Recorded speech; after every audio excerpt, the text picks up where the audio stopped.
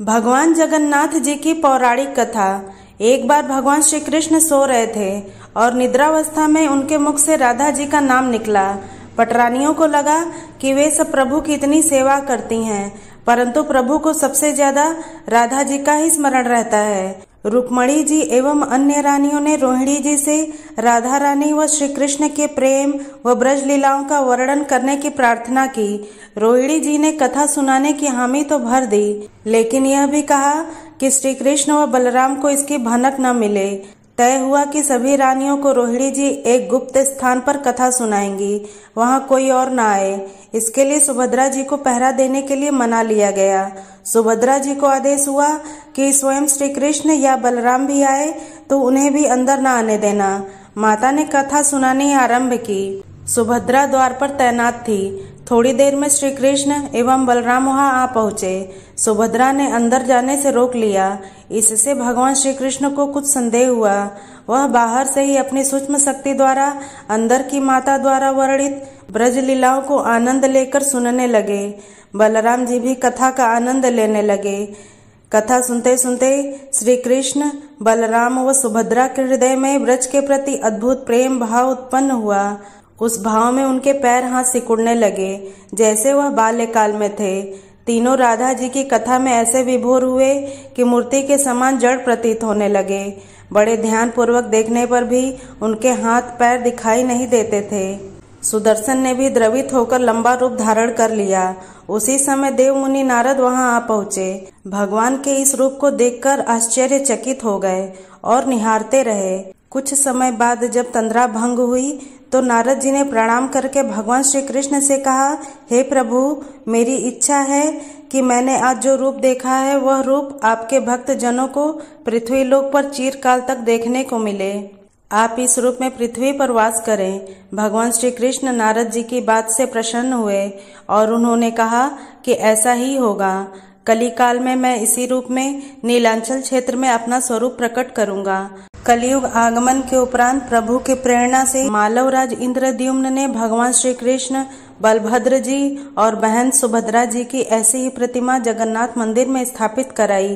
राजा इंद्रद्युम्न श्रेष्ठ प्रजा पालक राजा थे। प्रजा उन्हें बहुत प्रेम करती थी। प्रजा सुखी और संतुष्ट थी। राजा के मन में इच्छा थी कि वह कुछ ऐसा करे जिससे सभी उन्हें स्मरण रखें।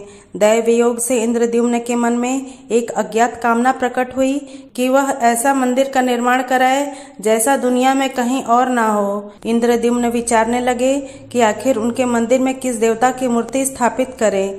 राजा के मन में यही इच्छा और चिंतन चलने लगा। एक रात इसी पर गंभीर चिंतन करते हुए सो गए। नींद में राजा ने एक सपना देखा। सपने में उन्हें एक देववाणी सुनाई पड़ी। इंद्रद्युम्न ने सुना, राजा, तुम पहले नए मंदिर का निर्माण आरंभ करो। मूर्ति विग्रह की चिंता छोड़ दो। उचित समय आने पर तुम्हें स्वयं राह दिखाई पड़ेगी। राजा नींद से जाग उठे। सुबह होते ही उन्होंने अपने मंत्रियों को सपने की बात बताई। राजपुरोहित के सुझाव पर शुभ मुहूर्त में पूर्वी समुद्र तट पर एक विशाल मंदिर के निर्माण का निश्चय हुआ। वैदिक मंत्रोच्चार के साथ मंदिर निर्माण का श्री गणेश हुआ। राजा इंद्रद्युम्न के मंदिर बनवाने की सूचना शिल्पियों और कारीगरों को हुई। सभी इसमें योगदान देने पहुंचे। दिन रात मंदिर के निर्माण में जुट गए। कुछ ही वर्षों में मंदिर बनकर तैयार हुआ।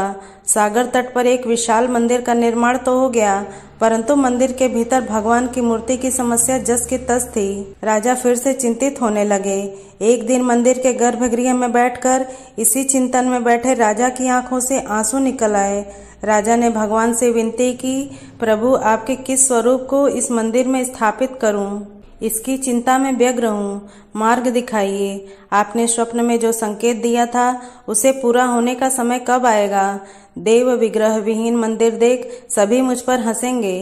राजा की आंखों से आंसू झर रहे थे और वह प्रभु से प्रार्थना करते जा रहे थे, प्रभु, आपके आशीर्वाद से मेरा बड़ा सम्मान है। प्रजा समझेगी कि मैंने झूठ मूठ में स्वप्न में आपके आदेश की बात कहकर इतना बड़ा श्रम कराया। हे प्रभु, मार्ग दिखाइए। राजा दुखी मन से अपने महल में चले गए। उस रात को राजा ने फिर एक सपना देखा। सपने में उसे देववाणी सुनाई दी, राजन, यहाँ निकट में ही भगवान श्री कृष्ण का विग्रह रूप है। तुम उन्हें खोजने का प्रयास करो, तुम्हें दर्शन मिलेंगे। इंद्रद्युम्न ने स्वप्न की बात पुनः पुरोहित और मंत्रियों को बताई। सभी इस निष्कर्ष पर पहुंचे कि प्रभु की कृपा सहज प्राप्त नहीं होगी। इसके लिए हमें निर्मल मन से परिश्रम आरंभ करना होगा। भगवान के विग्रह का पता लगाने की जिम्मेदारी राजा इंद्रद्युम्न ने 4 विद्वान पंडितों को सौंप दिया। प्रभु इच्छा से प्रेरित होकर चारों विद्वान 4 दिशाओं में निकले। उन चारों में एक विद्वान थे, विद्यापति। वह चारों में सबसे कम उम्र के थे। प्रभु के विग्रह की खोज के दौरान उनके साथ बहुत सी अलौकिक घटनाएं हुईं। पंडित विद्यापति पूर्व दिशा की ओर चले। कुछ आगे चलने के बाद विद्यापति उत्तर की ओर मुड़े तो उन्हें एक जंगल दिखाई दिया। वन अत्यंत भयावह था। विद्यापति श्री कृष्ण के उपासक थे। उन्होंने श्री कृष्ण का स्मरण किया और राह दिखाने की प्रार्थना की। भगवान श्री कृष्ण की प्रेरणा से उन्हें राह दिखने लगी। प्रभु का नाम लेते वह वन में चले जा रहे थे। जंगल के मध्य में उन्हें एक पर्वत दिखाई दिया। पर्वत के वृक्षों से संगीत की ध्वनि सा सुरम्य गीत सुनाई पड़ रहा था। विद्यापति संगीत के जानकार थे। उन्हें वहां मृदंग, बंसी और करताल की मिश्रित ध्वनि सुनाई दे रही थी। यह संगीत उन्हें दिव्य लगा। संगीत की लहरियों को खोजते विद्यापति आगे बढ़ चले। वह जल्दी ही पहाड़ी की चोटी पर पहुंच गए। पहाड़ की दूसरी ओर उन्हें एक सुंदर घाटी दिखी जहां भील नृत्य कर रहे थे। विद्यापति उस दृश्य को देखकर मंत्रमुग्ध थे। सफर के कारण थके थे, पर संगीत से थकान मिट गई और उन्हें नींद आने लगी। अचानक एक बाघ की गर्जना सुनकर विद्यापति घबरा उठे। बाघ उनकी ओर दौड़ता आ रहा था। बाघ को देखकर विद्यापति घबरा गए और बेहोश होकर वहीं गिर पड़े। बाघ विद्यापति पर आक्रमण करने ही वाला था कि तभी एक स्त्री ने बाघ को पुकारा, बाघा। उस आवाज को सुनकर बाघ मौन खड़ा हो गया। स्त्री ने उसे लौटने का आदेश दिया तो बाघ लौट पड़ा। बाघ उस स्त्री के पैरों के पास ऐसे लौटने लगा जैसे कोई बिल्ली पुचकार सुनकर खेलने लगती है। युवती बाघ की पीठ को प्यार से थपथपाने लगी और बाघ स्नेह से लौटता रहा। वह स्त्री वहां मौजूद स्त्रियों में सर्वाधिक सुंदर थी। वह भीलों के राजा विश्वावसु की इकलौती पुत्री ललिता थी। ललिता ने अपनी सेविकाओं को अचेत विद्यापति की देखभाल के लिए भेजा। सेविकाओं ने झरने से जल लेकर विद्यापति पर छिड़का। कुछ देर बाद विद्यापति की चेतना लौटी। उन्हें जल पिलाया गया। विद्यापति यह सब देखकर कुछ आश्चर्य में थे। ललिता विद्यापति के पास आई और पूछा, आप कौन हैं और भयानक जानवरों से भरे इस वन में आप कैसे पहुँचे? आपके आने का प्रयोजन बताइए ताकि मैं आपकी सहायता कर सकूं। विद्यापति के मन से बाघ का भय पूरी तरह गया नहीं था।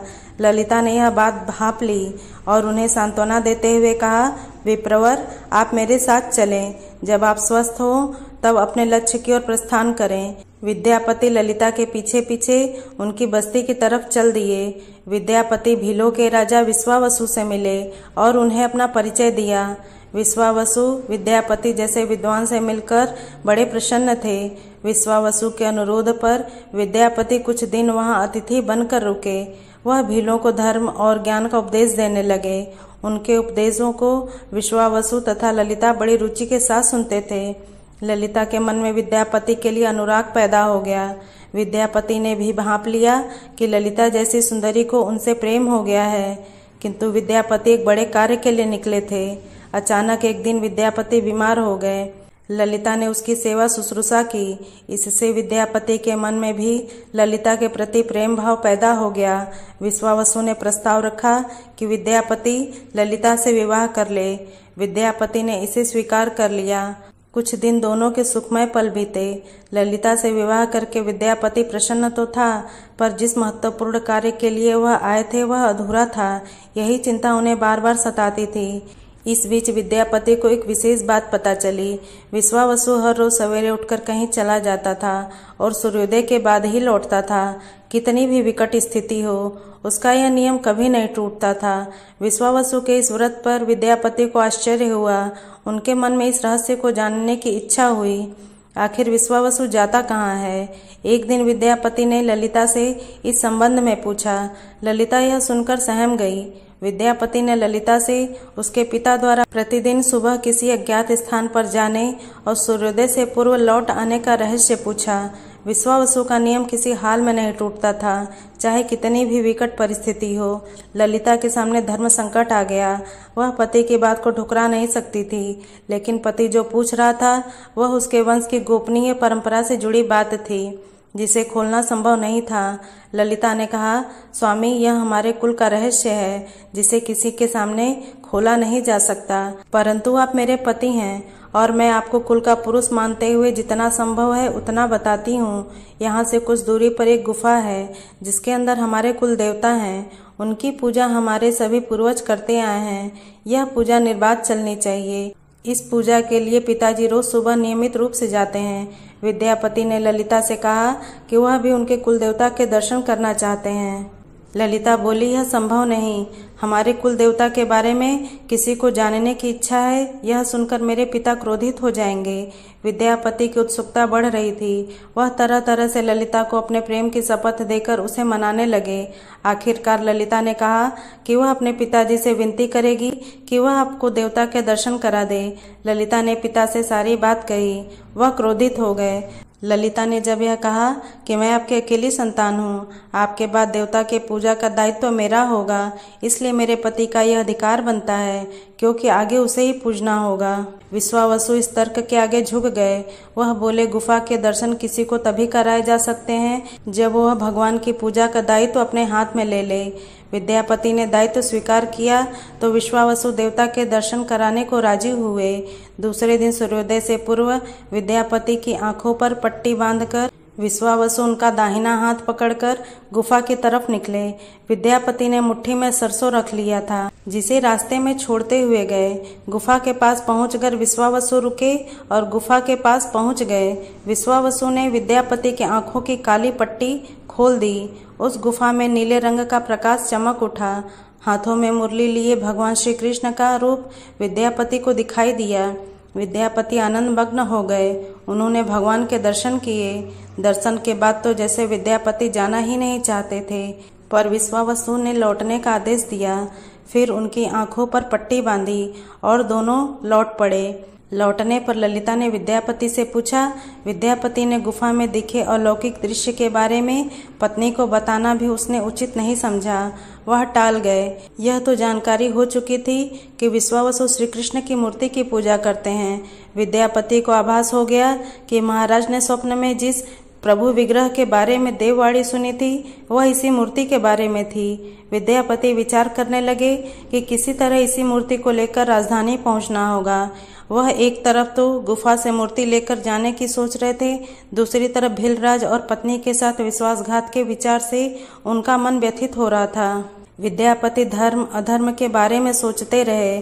फिर विचार आया कि यदि विश्वावसु ने सचमुच उस पर विश्वास किया होता तो आंखों पर पट्टी बांधकर गुफा तक नहीं ले जाता, इसलिए उसके साथ विश्वासघात का प्रश्न नहीं उठता। उसने गुफा से मूर्ति चुराने का मन बना लिया। विद्यापति ने ललिता से कहा कि वह अपने माता पिता के दर्शन करने के लिए जाना चाहता है, वह उसे लेकर परेशान होंगे। ललिता भी साथ चलने को तैयार हुई तो विद्यापति ने यह कहकर समझा लिया कि वह शीघ्र ही लौटेगा तो उसे लेकर जाएगा। ललिता मान गई। विश्वावसु ने उसके लिए घोड़े का प्रबंध किया। अब तक सरसों के दाने से पौधे निकल आए थे। उनको देखता विद्यापति गुफा तक पहुंच गया। उसने भगवान की स्तुति की और क्षमा प्रार्थना के बाद उनकी मूर्ति उठाकर झोले में रख ली। शाम तक वह राजधानी पहुंच गया और सीधा राजा के पास गया। उसने दिव्य प्रतिमा राजा को सौंप दी और पूरी कहानी सुनाई। राजा ने बताया कि उसने कल एक सपना देखा कि सुबह सागर में कुंदा बहकर आएगा। उस कुंदे की नक्काशी करवाकर भगवान की मूर्ति बनवा लेना, जिसका अंश तुम्हें प्राप्त होने वाला है। वह भगवान श्री विष्णु का स्वरूप होगा। तुम जिस मूर्ति को लाए हो वह भी भगवान विष्णु का अंश है। दोनों आश्वस्त थे कि उनकी तलाश पूरी हो गई है। राजा ने कहा कि जब भगवान द्वारा भेजी गई लकड़ी से हम इस प्रतिमा का बड़ा स्वरूप बनवा लेंगे, तब तुम अपने ससुर से मिलकर उन्हें मूर्ति वापस कर देना। उनके कुल देवता का इतना बड़ा विग्रह एक भव्य मंदिर में स्थापित देखकर उन्हें खुशी ही होगी। दूसरे दिन सूर्योदय से पूर्व राजा विद्यापति तथा मंत्रियों को लेकर सागर तट पर पहुंचा। स्वप्न के अनुसार एक बड़ा कुंदा पानी से बहकर आ रहा था। सभी उसे देखकर प्रसन्न हुए। 10 नावों पर बैठकर राजा के सेवक उस कुंदे को खींचने पहुंचे। मोटी मोटी रस्सियों से कुंदे को बांधकर खींचा जाने लगा, लेकिन कुंदा टस से मस नहीं हुआ। और लोग भेजे गए, लेकिन सैकड़ों लोगों और नावों का प्रयोग करके भी कुंदे को हिलाया तक नहीं जा सका। राजा का मन उदास हो गया। सेनापति ने एक लंबी सेना कुंदे को खींचने के लिए भेज दी। सारे सागर में सैनिक ही सैनिक नजर आने लगे, लेकिन सभी मिलकर कुंदे को अपने स्थान से हिला ना सके। सुबह से रात हो गई। अचानक राजा ने काम रोकने का आदेश दिया। उसने विद्यापति को अकेले में ले जाकर कहा कि वह समस्या का कारण जान गया है। राजा के चेहरे पर संतोष के भाव थे। राजा ने विद्यापति को गोपनीय रूप से कहीं चलने की बात कही। राजा इंद्रद्युम्न ने कहा कि अब भगवान का विग्रह बन जाएगा, बस एक काम करना होगा। भगवान श्री कृष्ण ने राजा को ऐसा क्या संकेत दे दिया था कि उसकी सारी परेशानी समाप्त हो गई। राजा इंद्रद्युम्न को भगवान की प्रेरणा से समझ में आने लगा कि आखिर प्रभु के विग्रह के लिए जो लकड़ी का कुंदा पानी में बह कर आया है, वह हिलडुल भी क्यों नहीं रहा। राजा ने विद्यापति को बुलाया और कहा, तुम जिस दिव्य मूर्ति को अपने साथ लाए हो, उसकी अब तक जो पूजा करता आया था, उससे तुरंत भेंट करके क्षमा मांगनी होगी। बिना उसके स्पर्श किए यह कुंदा आगे नहीं बढ़ सकेगा। राजा इंद्रद्युम्न और विद्यापति विश्वावसु से मिलने पहुंचे। राजा ने पर्वत की चोटी से जंगल को देखा तो उसकी सुंदरता को देखता ही रह गया। दोनों भीलों की बस्ती की ओर चुपचाप चलते रहे। इधर विश्वावसु अपने नियमित दिनचर्या के हिसाब से गुफा में अपने कुल देवता की पूजा के लिए चले। वहां प्रभु की मूर्ति गायब देखी तो वह समझ गए कि उनके दामाद ने ही यह छल किया है। विश्वावसु लौटे और ललिता को सारी बात सुना दी। विश्वावसु पीड़ा से भरा घर के आंगन में पछाड़ खाकर गिर गए। ललिता अपने पति द्वारा किए गए विश्वासघात से दुखी थी और स्वयं को इसका कारण मान रही थी। पिता पुत्री दिन भर विलाप करते रहे। उन दोनों ने अन्न का एक दाना भी नहीं छुआ। अगली सुबह विश्वावसु उठे और सदा की तरह अपनी दिनचर्या का पालन करते हुए गुफा की तरफ बढ़ निकले। वह जानते थे कि प्रभु का विग्रह वहां नहीं है, फिर भी उनके पैर गुफा की ओर खींचे चले जाते थे। विश्वावसु के पीछे ललिता और रिश्तेदार भी चले। विश्वावसु गुफा के भीतर पहुंचे, जहां भगवान की मूर्ति होती थी। उस चट्टान के पास खड़े होकर हाथ जोड़कर खड़े रहे, फिर उस ऊंची चट्टान पर गिर गए और बिलक बिलक कर रोने लगे। उनके पीछे प्रजा भी रो रही थी। एक भील युवक भागता हुआ गुफा के पास आया और बताया कि उसने महाराज और उनके साथ विद्यापति को बस्ती की ओर से आते देखा है। यह सुनकर सब चौंक उठे। विश्वावसु राजा के स्वागत में गुफा से बाहर आए, लेकिन उनकी आंखों में आंसू थे। राजा इंद्रद्युम्न विश्वावसु के पास आए और उन्हें अपने हृदय से लगा लिया। राजा बोले, भीलराज, तुम्हारे कुल देवता की प्रतिमा का चोर तुम्हारा दामाद नहीं, मैं हूँ। उसने तो अपने महाराज के आदेश का पालन किया। यह सुनकर सब चौंक उठे। विश्वावसु ने राजा को आसन दिया। राजा ने उस विश्वावसु को शुरू से अंत तक पूरी बात बताकर कहा कि आखिर क्यों यह सब करना पड़ा। फिर राजा ने उनसे अपने स्वप्न और फिर जगन्नाथपुरी में सागर तट पर मंदिर निर्माण की बात कह सुनाई। राजा ने विश्वावसु से प्रार्थना की, भील सरदार, विश्वावसु कई पीढ़ियों से आपके वंश के लोग भगवान की मूर्ति को पूजते आए हैं। भगवान की उस विग्रह के दर्शन सभी को मिले, इसके लिए आपकी सहायता चाहिए। ईश्वर द्वारा भेजे गए लकड़ी के कुंदे से बनी मूर्ति के भीतर हम इस दिव्य मूर्ति को सुरक्षित रखना चाहते हैं। अपने कुल की प्रतिमा को पुरी के मंदिर में स्थापित करने की अनुमति दो। उस कुंदे को तुम स्पर्श करोगे तभी वह हिलेगा। विश्वावसु राजी हो गए। राजा सपरिवार विश्वावसु को लेकर सागर तट पर पहुंचे। विश्वावसु ने कुंदे को छुआ। छूते ही कुंदा अपने आप तैरता हुआ किनारे पर आ लगा। राजा के सेवकों ने उस कुंदे को राजमहल में पहुंचा दिया। अगले दिन मूर्तिकारों और शिल्पियों को राजा ने बुलाकर मंत्रणा की कि आखिर इस कुंदे से कौन सी देव मूर्ति बनाना शुभदायक होगा। मूर्तिकारों ने कह दिया कि वे पत्थर की मूर्तियां बनाना तो जानते हैं, लेकिन लकड़ी की मूर्ति बनाने का उन्हें ज्ञान नहीं। एक नए विघ्न के पैदा होने से राजा फिर चिंतित हो गए। उसी समय वहां एक बूढ़ा आया। उसने राजा से कहा, इस मंदिर में आप भगवान श्री कृष्ण को उनके भाई बलभद्र तथा बहन सुभद्रा के साथ विराजमान करें। इस दैव योग का यही संकेत है। राजा को उस बूढ़े व्यक्ति की बात से सांत्वना तो मिली, लेकिन समस्या यह थी कि आखिर मूर्ति बने कैसे। उस बूढ़े ने कहा कि मैं इस कला में कुशल हूँ। मैं इस पवित्र कार्य को करूँगा और मूर्तियाँ बनाऊँगा, पर मेरी एक शर्त है। राजा प्रसन्न हो गए और उनकी शर्त पूछी। बूढ़े शिल्पी ने कहा, मैं भगवान की मूर्ति निर्माण का काम एकांत में करूँगा। मैं यह काम बंद कमरे में करूँगा। कार्य पूरा करने के बाद मैं स्वयं दरवाज़ा खोलकर बाहर आऊँगा। इस बीच कोई मुझे नहीं बुलाए। राजा सहमत तो थे, लेकिन उन्हें एक चिंता हुई और बोले, यदि कोई आपके पास नहीं आएगा तो ऐसी हालत में आपके खाने पीने की व्यवस्था कैसे होगी। शिल्पी ने कहा, जब तक मेरा काम पूर्ण नहीं होता मैं कुछ खाता पीता नहीं हूँ। राज मंदिर के एक विशाल कक्ष में उस बूढ़े शिल्पी ने स्वयं को 21 दिनों के लिए बंद कर लिया और काम शुरू कर दिया। भीतर से आवाजें आती थीं। महारानी गुंडीचा देवी दरवाजे से कान लगाकर अक्सर छेनी हथौड़े के चलने की आवाज़ें सुना करती थी। महारानी रोज की तरह कमरे के दरवाजे से कान लगाए खड़ी थी। 15 दिन बीते थे कि उन्हें कमरे से आवाज़ सुनाई पड़नी बंद हो गई।